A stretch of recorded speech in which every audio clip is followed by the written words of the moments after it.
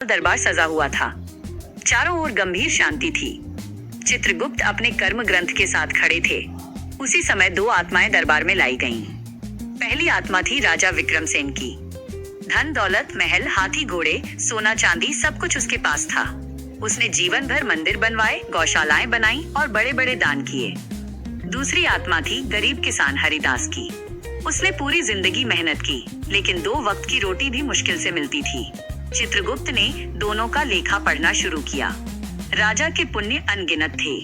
गरीब के खाते में कोई बड़ा दान नहीं था। राजा मुस्कुराने लगा। उसे पूरा विश्वास था कि स्वर्ग उसी का है।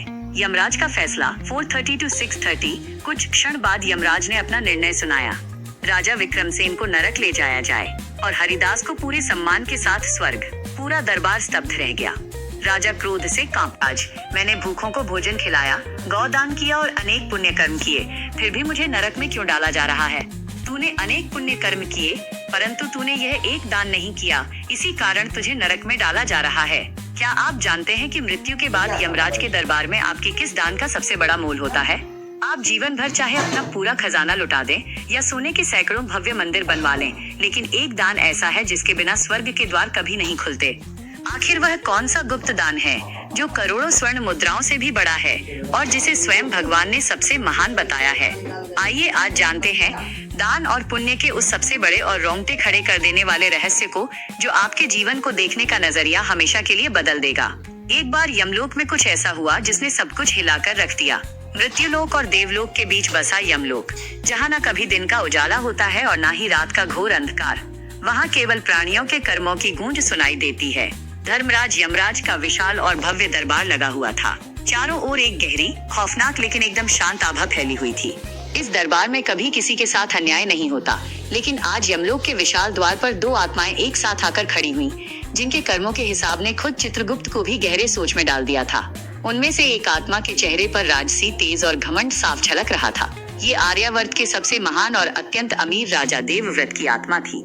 वहीं दूसरी आत्मा बिल्कुल सिकुड़ी हुई, डरी हुई और अत्यंत शांत थी। यह एक गरीब, बेसहारा और अनजान से गांव की आत्मा थी। दरबार में भारी सन्नाटा पसरा था। तभी चित्रगुप्त ने अपने महान कर्म ग्रंथ के पन्ने पलटे और भारी मन से यमराज की ओर देखा। चित्रगुप्त बोले, हे धर्मराज, आज कर्मों के तराजू पर एक अत्यंत विचित्र स्थिति उत्पन्न हो गई है। पृथ्वी लोक से यह 2 आत्माएं एक ही पल में अपने प्राण त्याग कर यहाँ यमलोक पहुंची हैं, परंतु इनके कर्मों का लेखा जोखा मेरे मस्तिष्क को भी उलझन में डाल रहा है। समझ नहीं आ रहा कि न्याय का कांटा किस दिशा में झुकेगा। यमराज बोले, हे चित्रगुप्त, धर्म के कांटे पर कोई भी स्थिति विचित्र नहीं होती। कर्मों की गति अत्यंत सूक्ष्म और पारदर्शी है। प्राणी मृत्यु लोक में जो बीज बोता है, उसे यहाँ वही फसल काटनी पड़ती है। तुम तनिक भी संकोच न करो और विस्तार से बताओ कि इन दोनों प्राणियों के जीवन का क्या सार है। चित्रगुप्त बोले, महाराज, मेरे दाहिनी ओर जो आत्मा अत्यंत गर्व से खड़ी है, वो पृथ्वी के सबसे धनी राजा देवव्रत की है। इन्होंने अपने पूरे जीवन में दान की नदियां बहा दी हैं। इन्होंने 100 से अधिक भव्य मंदिरों का निर्माण करवाया है, अपनी गौशाला से 10,000 कामधेनु समान गायों का दान किया है और हर पूर्णिमा के दिन अपने राज्य के ब्राह्मणों और निर्धनों को स्वर्ण मुद्राएं बांटी हैं। इनका नाम पूरी पृथ्वी पर दानवीर और धर्म रक्षक के रूप में गूंजता है। यमराज बोले, और हरिदास 3 दिनों से भूखा था। जंगल में उसे एक छोटा सा फल मिला। वो उसे खाने ही वाला था। तभी उसे एक घायल वृद्ध दिखाई दिया। वृद्ध कई दिनों से भूखा था। वह बोला, बेटा, यदि कुछ खाने को है तो मुझे दे दो, अब मुझसे भूख सहन नहीं होती। हरिदास ने अपने हाथ में रखा इकलौता फल देखा। उसे पता था, यदि ये फल उसने दे दिया तो शायद वो स्वयं जीवित नहीं बचेगा। फिर भी उसने मुस्कुराकर फल वृद्ध के हाथ में रख दिया।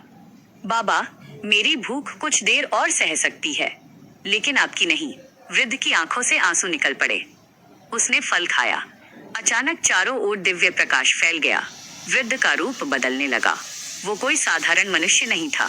वह स्वयं भगवान के दूत थे, जो मनुष्य की करुणा की परीक्षा लेने आए थे। उन्होंने कहा, हरिदास, तुमने अपना सब कुछ देकर भी कोई अहंकार नहीं किया। यही सबसे बड़ा दान है। यमराज का उपदेश 10:30 to 1400। यमराज बोले, दान की कीमत वस्तु से नहीं, भावना से तय होती है। जिस दान में अहंकार हो वह पुण्य नहीं देता, लेकिन जो दान बिना नाम, बिना प्रसिद्धि, बिना किसी फल की इच्छा के किया जाए, वही सबसे बड़ा दान है। राजा की आंखों से आंसू बहने लगे। उसे अपनी गलती समझ आ चुकी थी। उसने हाथ जोड़कर कहा, धर्मराज, काश मैंने ये सत्य जीवित रहते समझ लिया होता। यमराज बोले, मनुष्य के पास धन होना पाप नहीं है, लेकिन धन का घमंड सबसे बड़ा पाप है। दान हमेशा ऐसे करो कि एक हाथ से दो तो दूसरे हाथ को भी पता न चले। समापन 1400 to 1500 कहते हैं, भगवान धन नहीं देखते, वे मन देखते हैं। यदि आपके पास करोड़ों नहीं है तो भी प्रेम, दया, समय, सेवा और एक मीठा शब्द भी सबसे बड़ा दान बन सकता है। यही गरुड़ पुराण का संदेश है। यदि आपको ये कथा पसंद आई हो तो वीडियो को लाइक करें, अपने परिवार और मित्रों के साथ साझा करें और ऐसी ही रहस्यमयी पौराणिक कथाओं के लिए हमारे चैनल को सब्सक्राइब करना न भूलें। ओम नमो नारायणाय।